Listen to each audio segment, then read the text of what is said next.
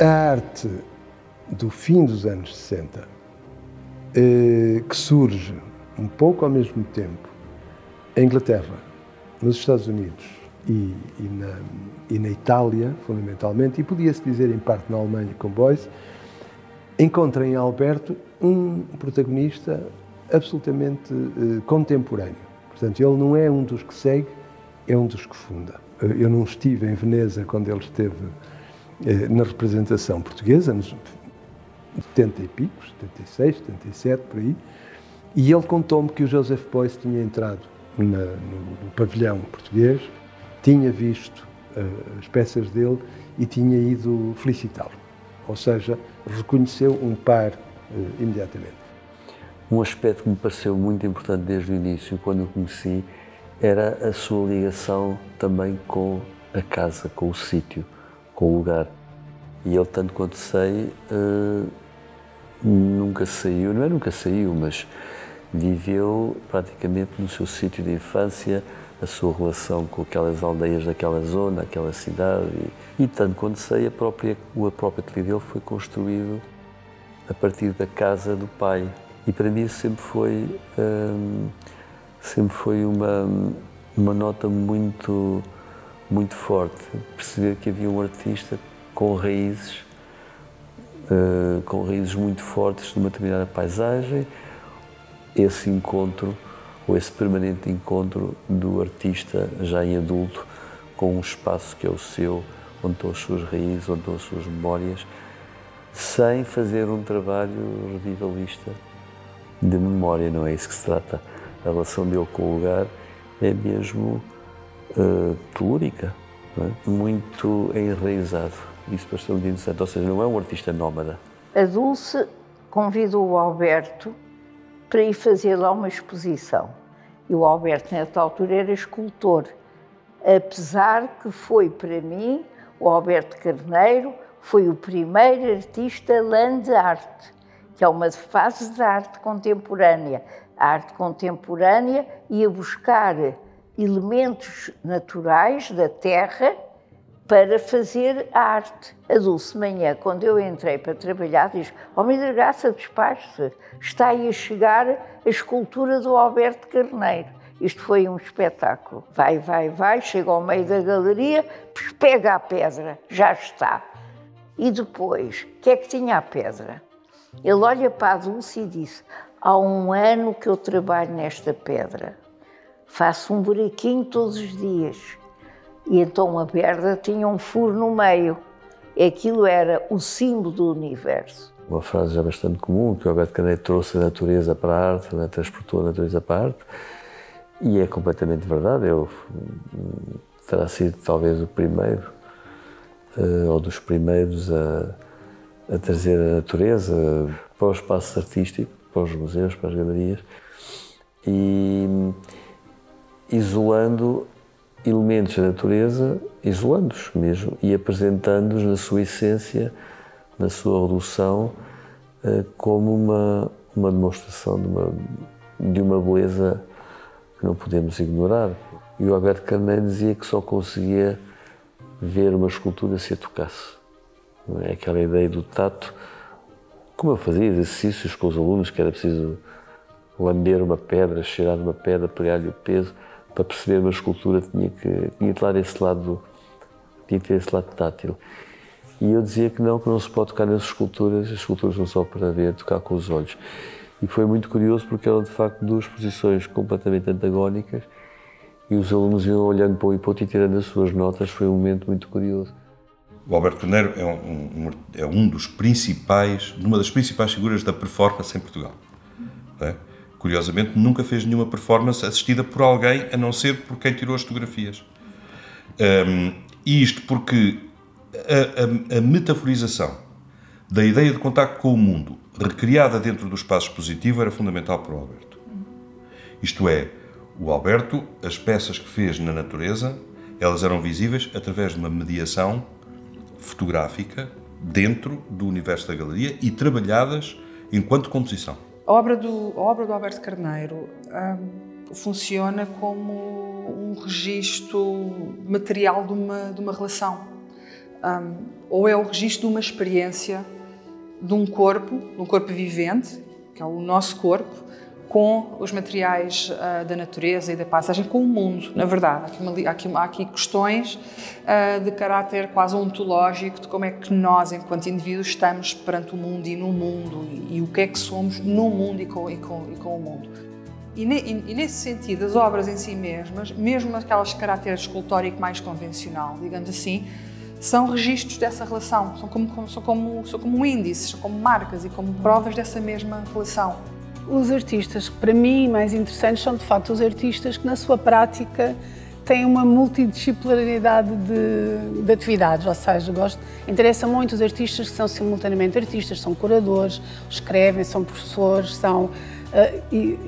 e o Alberto, de facto, tinha isso tudo, não é? Além de ter uma obra muito intensa e muito própria, muito única, que eu acho que até, à medida que avançamos no tempo, ela se torna cada vez mais atual, porque as preocupações do trabalho dele, não é, do sermos natureza, não é, do ser humano, ser parte da natureza e não nós de um lado e a natureza do outro. Portanto, o trabalho dele fala sobre isso, que é um tema do presente, absolutamente. Para além disso, quer dizer, todo o trabalho dele como professor, a marca que ele deixa como professor na Escola de Arquitetura do Porto é absolutamente incrível, e depois, de facto, ele ter pensado que podia contribuir para aquele território onde ele vivia, enriquecê-lo e trazer não só os amigos dele, as afinidades formais, mas pronto, as pessoas que ele considerava que podiam trazer qualquer coisa de bom, não é? Aquele espaço, eu acho incrível. Quando foi pensado, quando pediram para pensar que artistas eu ia convidar para aqui, por todas as razões, eu acho que ele foi o primeiro nome que me surgiu. Por razões históricas, é contemplativa por um lado, podemos contemplá-la, mas podemos usá-la sem ter que estar a trepar por ela acima, ou a sentar-nos, ou a carregar em botões, não é? Portanto, o botão é dentro da nossa cabeça. Ele chamava outros autores, e isso era uma qualidade inegável. Era um homem muito exigente. Vejo um caso muito singular, muito particular, de procura, de encontro, de pesquisa, é absolutamente um caso paradigmático. O Alberto foi sempre fiel a si próprio, numa procura constante, com descobertas em permanência de novos caminhos. É um artista que tem esta dimensão de religar, não é? É uma obra em que o seu corpo, o corpo do espectador, a natureza, a arte, é como já disse, uma espécie de... Tudo isto é uma cosmogonia, tudo isto é a mesma coisa e há uma continuidade.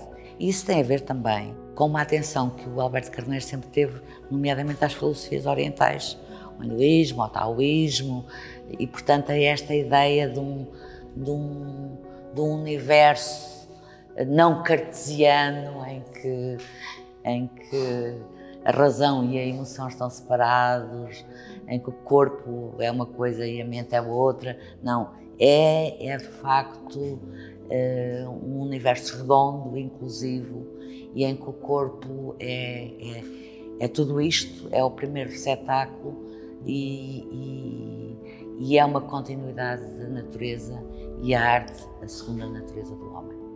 A arte é o elo de ligação civilizacional. O Carneiro trouxe coisas muito importantes e realmente na prática do seu trabalho, na assunção da relação entre o corpo e a natureza, que é uma das linhas de força daquilo que a sua obra nos propõe, da sua prática performativa, inclusiva, da natureza. Ele traz-nos uma dimensão que não era palpável até à data. Uma pedra é um mundo absoluto e idêntico ao mundo no qual nós nos movemos. Alberto Carneiro é um dos grandes artistas portugueses da segunda metade do século XX, do século XXI, e, muito particularmente na escultura, é alguém que criou um paradigma que a presença de Alberto Carneiro no contexto da arte portuguesa é uma presença que exige o seu reconhecimento internacional e que exige que seja repensada não só a partir de uma perspectiva nacional, mas naquilo que ele contribuiu efetivamente para a arte universal. Lembro-me de o ter ouvido na Biblioteca de Santo Tirso há uns anos, não sei se é por 2011, 2012, 13, mais ou menos nessa altura, e ele disse uma coisa muito interessante que se aplica a outros artistas, mas que nele é absolutamente crucial. Ele disse o seguinte: eu não sou um artista de obras, não gosto que digam as minhas obras ou as obras de Alberto Carneiro, eu sou um artista de obra. Isso é a sua obra, não é? É esse todo que é interessante destacar. E se estas instituições, como aquela que agora está a surgir em Santo Tirso, conseguirem transmitir esta totalidade e deixar pistas para as várias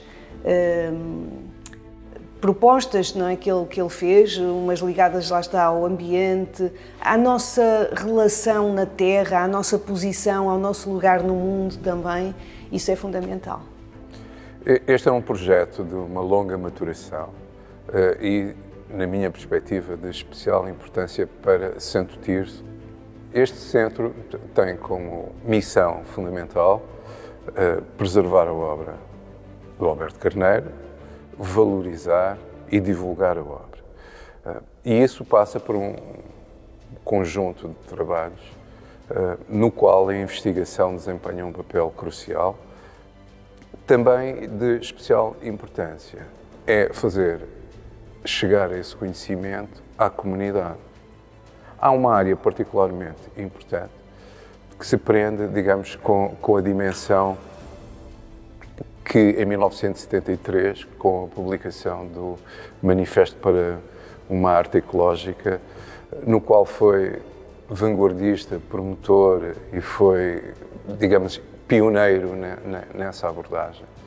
O contributo da obra do Alberto Carneiro é absolutamente crucial e meridiana na forma como na atualidade o homem se pode e deve relacionar com a natureza de uma forma mais abrangente, mais profunda, mais respeituosa. A designação de centro foi encontrada, digamos, com esse propósito e também como centro no sentido de ser um espaço de produção, um espaço de criação, um espaço onde nascem e derivam vários pensamentos e ações. O propósito do confronto com uma peça escultórica ou com um objeto de arte é precisamente causar-nos esse momento de transcendência, que pode ser de deleite estético, pode ser do pensamento, pode ser de ordem intelectual, pode ser de ordem política, social, enfim, nas múltiplas manifestações que a arte deve ter.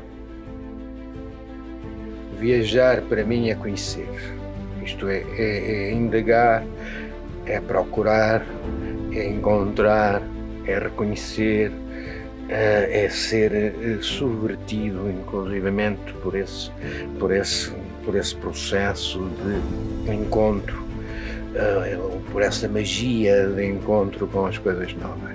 A grande experiência artística que fiz foi no meu jardim e não a comuniquei a ninguém.